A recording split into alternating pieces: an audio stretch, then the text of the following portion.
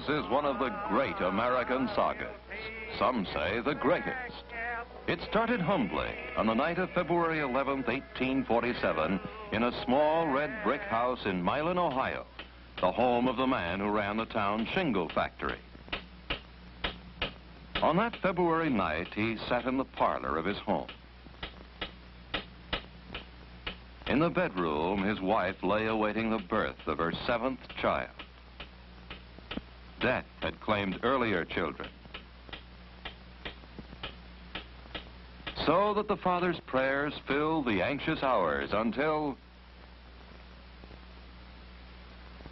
the father inscribed the name of a healthy, husky boy in the family Bible. Humble beginnings, but not poor. The Edison children were reared on good food and the good book. They were all good, hard, common-sense kids, said the neighbors, except for young Tom. They called him the curious boy, meaning he had too much curiosity about things. When he was 5, they found him sitting on some duck eggs to see if he could hatch them. It was possibly his first experiment. It was not successful. When the family moved to Port Huron, Michigan, the curious boy started school. He exasperated his teacher. The boy is backward, the teacher complained. All he does is ask questions. Nonsense, said the boy's mother. I'll teach you myself. And she did. Her method was reading, writing, and arithmetic. And then she simply encouraged him to read, read, read. The more he read, the more his curiosity grew. By the time he was 12, he wanted to know what the whole wide world was about. So he decided to go into business. 1859, the great railroads were beginning to crisscross America. Any 12-year-old boy would naturally go down to the railroad station to seek his fortune. Tom Edison talked the Grand Trunk Railway into giving him the job of selling candy and newspapers on the daily run from Port Huron to Detroit. He also talked the conductor into giving him a corner of the baggage car. In this corner, he set up a chemical laboratory.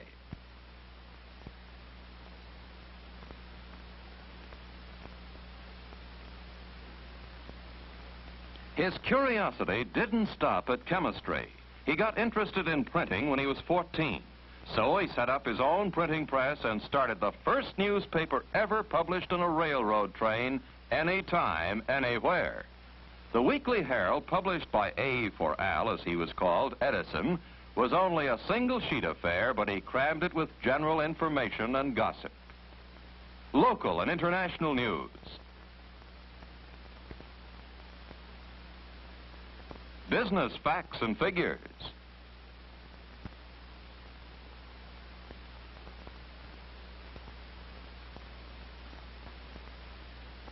Vital statistics.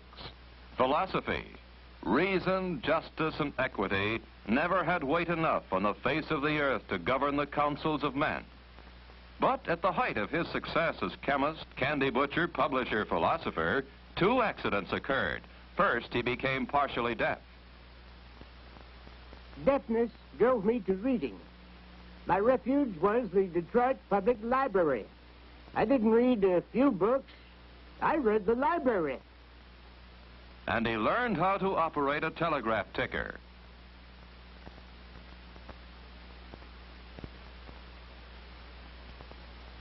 The second accident occurred when one day his chemical jars broke open and set fire to the baggage car. The conductor put him off the train together with all his chemicals and his curiosity. He was 16 years old now, an unemployed candy butcher and newspaper publisher. But he'd also learned how to send and receive messages over the telegraph ticker.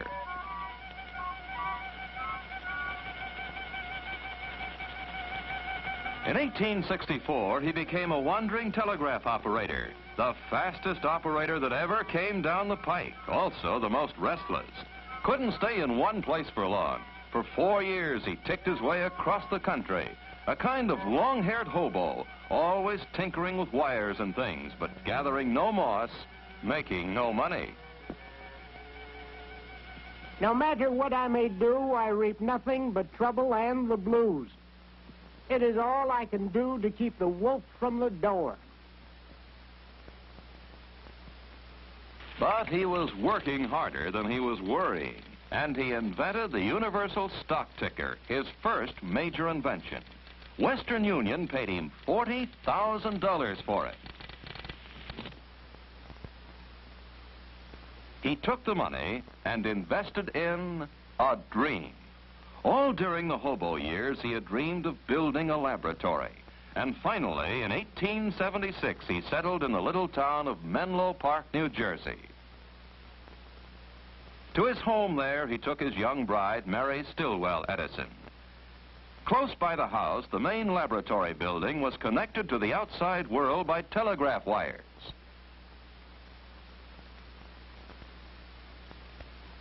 The chemistry lab was the little candy butcher's dream come true. He filled his lab with the best technicians and the best machines money could buy. He was the first man to conceive of an invention factory, a hive of specialists on a belt line. At the top of the line was the old man, as they called him even then, supplying the ideas and the inspiration. He announced to the world, I produce a minor invention every month and a major one every 6 months. It was no idle boast, and the inventions started pouring out of Menlo Park. To his deafness, he attributed one of his early contributions. When Bell first worked out his telephone idea, I tried it, and the sound which came through the instrument was so weak I couldn't hear it. I started to develop it and kept on until the sounds were audible to me. My improvement, the carbon transmitter, made the telephone possible. The repeating telegraph was a machine which automatically took down telegraph messages for relay at high speed. It consisted of a piece of thick paper which spun around a blunt needle, which made dot and dash indentations on the paper. One day, Edison was tinkering with the machine.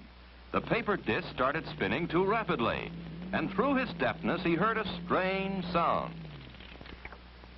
If I could record the action of the point and then send the point over the same surface again, I saw no reason why the thing... Crucy, his chief machinist, made the model for a total cost of $18.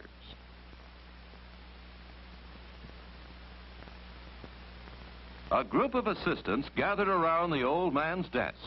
None of them knew what the fantastic-looking thing was supposed to do.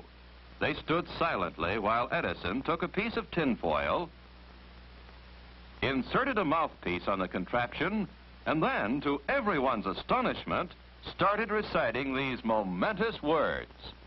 Mary had a little lamb, its fleece was white as snow, and everywhere that Mary went, the lamb was sure to go. I made a bet of 15 cigars that the machine would talk back to me.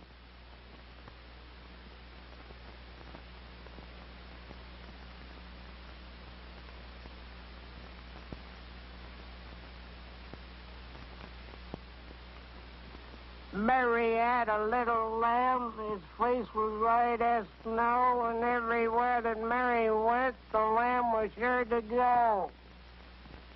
He won the bet. What should he call it? Telephone? Telegraph? He named it the phonograph.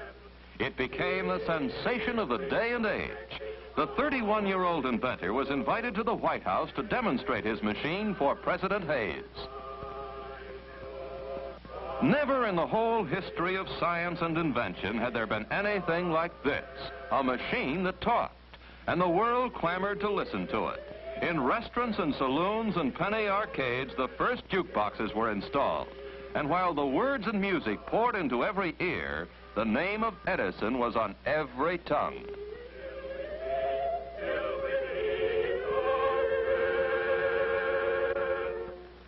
A philosopher of the time said it was the era of the nickel in the slot machine.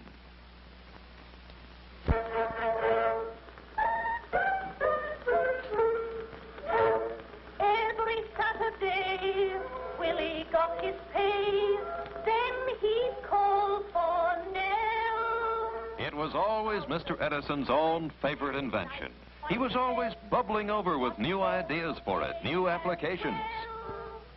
On Nellie's little hat, there was... He had hoped the little box would be a great educational device, recording the Washingtons and Lincolns for posterity. But what the public wanted from it was entertainment. And the great names of the entertainment world hastened to oblige. Rachmaninoff, Metzenauer,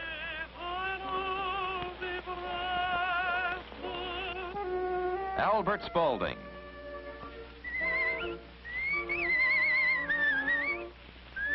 and even Sybil Sanderson Fagan, the whistling artist.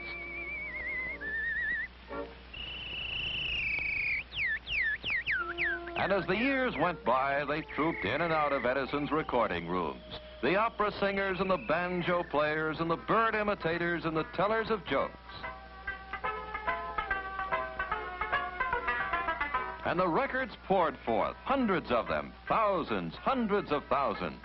From the needle that scratched the tinfoil, $1 million industry was born.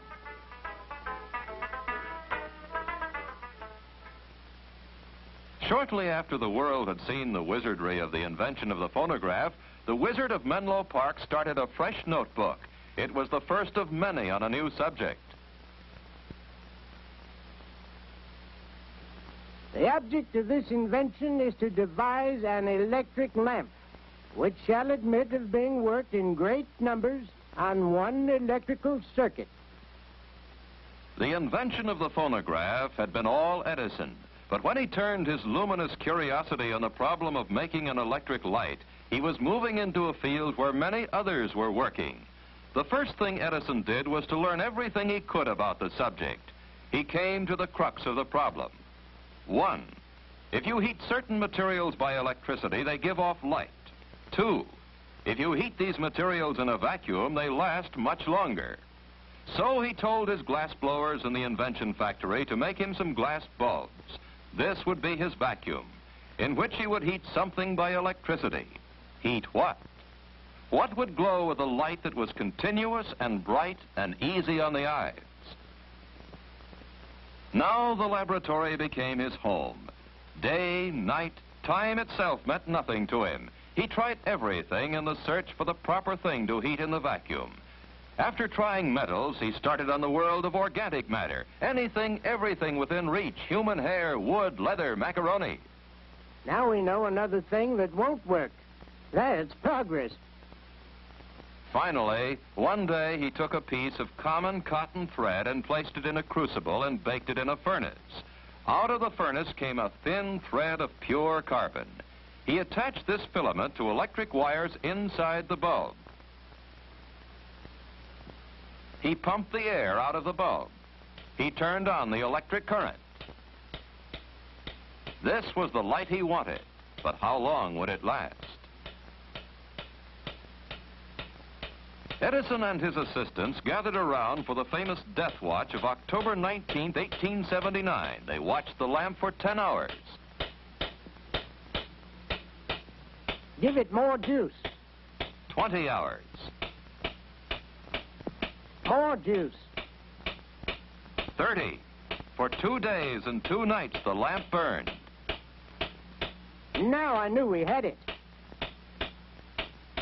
He invited the world, a world still lit by candles and gaslight, to come to Menlo Park to see. They came. On New Year's Eve, 1879, they came by the trainload and they saw. New light to the new world on this New Year's Eve, cried the press. The newspapers called it the miracle of the 19th century. Lighting up Menlo Park was only a stunt for New Year's Eve.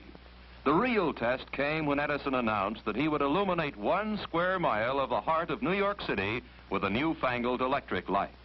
The bulb, the miracle bulb that gave the miraculous light, was only the beginning, the end component of 1,000 component parts. You need rheostats and generators and meters and fuses and sockets and switches and conductors to make it work.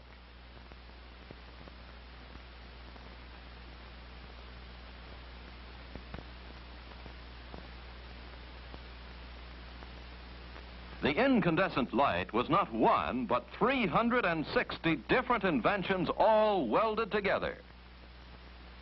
To lay his lines and cables, he had to dig down into the bowels of the city. Edison himself supervised every move day and night.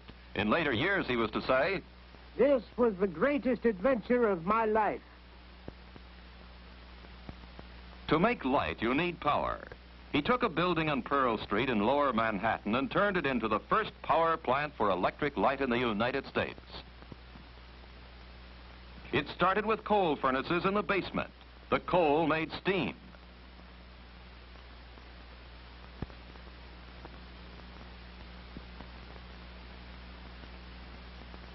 The steam made power.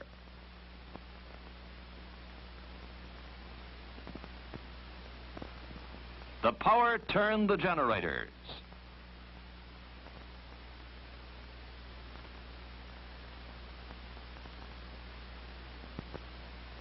From the generators came electricity. And the electricity became light. Light to the world. But hardly 2 years after the great triumph, tragedy struck the house of Edison.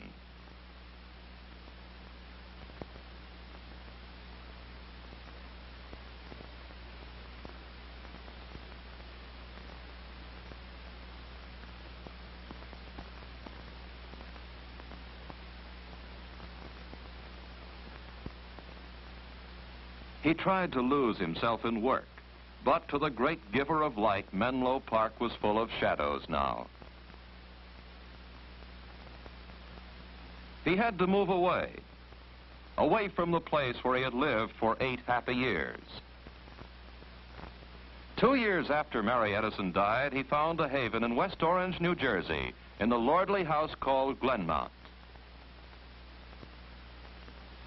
In the year 1886, he was 39 years old when he married Nina Miller, herself the daughter of an inventor.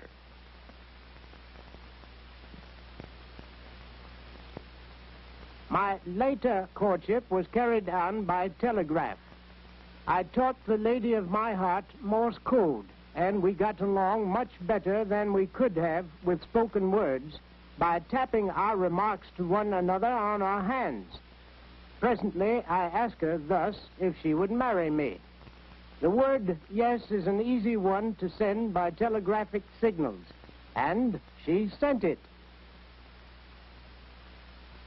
And here he took his new bride to live. Beyond the fields of Glenmont, just down the road, he built his new laboratory. Brick this time, the finest invention factory in the world, the big brother of Menlo Park.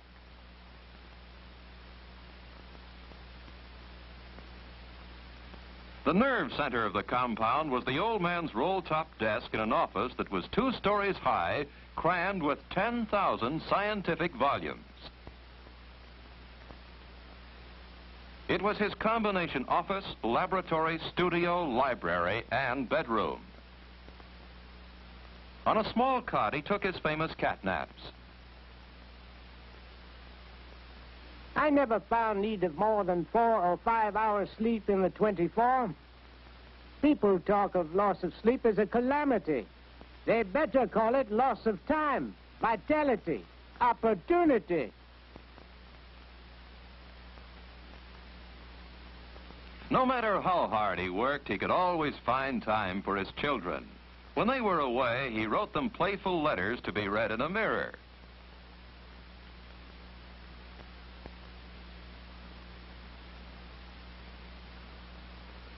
On one of their toys, the wheel of light now caught his fancy.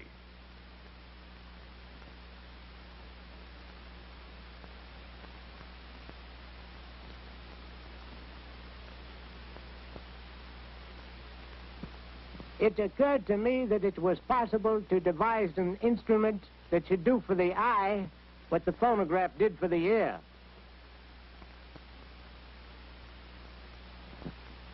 His first idea was to put a continuous line of tiny photographs on a cylindrical shell, just like a photograph record, then to rotate the shell and let the eyes look at the photographs through a magnifying glass. It didn't work well enough to suit Edison. Then he thought, if he could put a long line of photographs on some sort of strip or tape, on something you could roll up. One day he saw an advertisement for a new kind of camera designed by a man named George Eastman. It took pictures on celluloid. Without George Eastman, I don't know what the result would have been in the history of the motion picture. He tried to develop a narrow strip of sensitized film that would operate on a roll.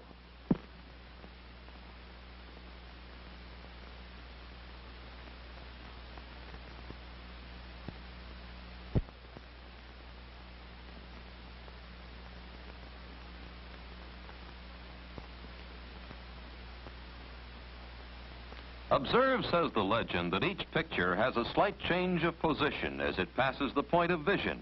The rapid photograph of these different stages of movement upon a long strip of light-sensitive film creates the illusionary spectacle of movable figures.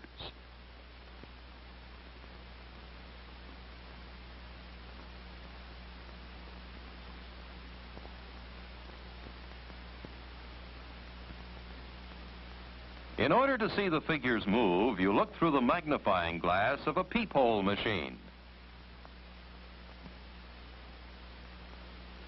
Our studio was almost as amazing as the pictures we made in it. It was such an ungainly-looking structure when it was done, and the boys had so much sport with it that we called it the Black Maria. In order to make certain of as long a working day as possible, we swung the whole building on pivots, like an old-fashioned river bridge, so it could be turned to follow the course of the sun. It was a ghastly proposition for a stranger daring enough to brave its mysteries. But we managed to make pictures there, and after all, that was the real test. They made pictures there. Fred Ott Sneeze, the first copyrighted film. May Irwin and John Rice, the first movie kiss. The story of an American fireman, the first story film.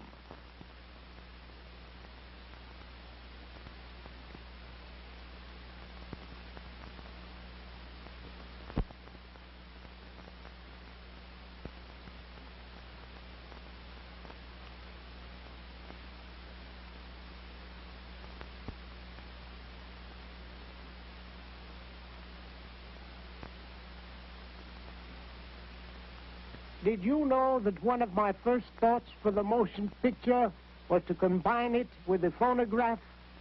My plan was to synchronize the camera and phonograph so as to record sounds when the pictures were made and reproduce the two in harmony. Talking pictures.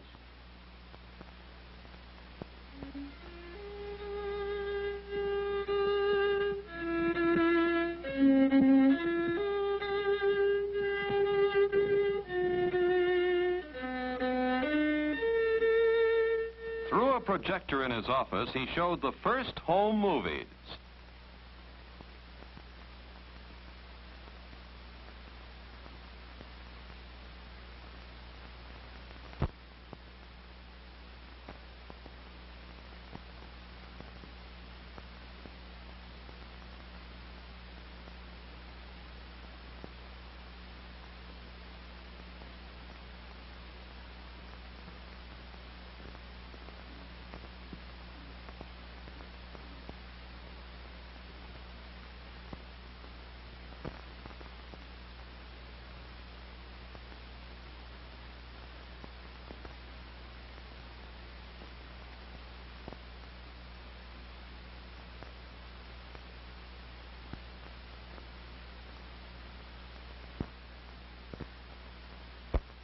The camera followed on one of his camping trips with his good friends Henry Ford, Harvey Firestone, and the naturalist John Burroughs.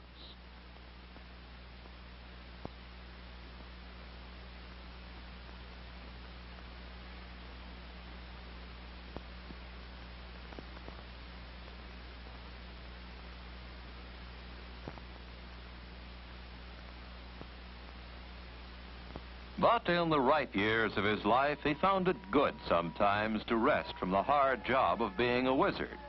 At his winter home in Fort Myers, Florida, his family and friends would gather round. What do I think of Einstein's theory? I don't think anything of it, because I don't understand it. And he liked to drive around the grounds of Fort Myers in a car given him by an old and grateful friend, Henry Ford, whose early experiments with a combustion engine Edison had encouraged. And he liked to sit and look at nature.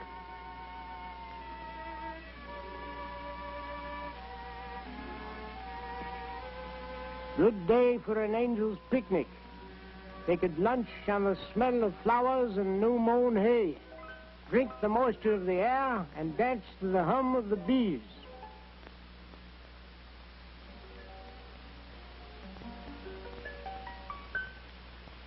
But even in Fort Myers, he couldn't sit still for very long. Close by his home, he built a small laboratory. His friends Ford and Firestone had presented him with a great challenge. Could he find a domestic source of natural rubber?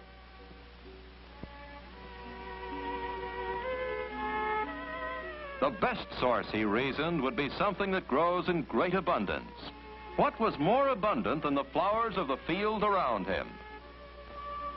He started by testing every plant, every flower, every leaf, every growing thing he could lay his hands on. Thousands of them tested and carefully classified in his notebooks on his neat shelves. Finally, he settled on the goldenrod as the most practicable source of rubber. Why? Because it was so plentiful. He worked late into the night on the incredible notion of squeezing rubber out of goldenrod, though the famous catnaps were growing longer.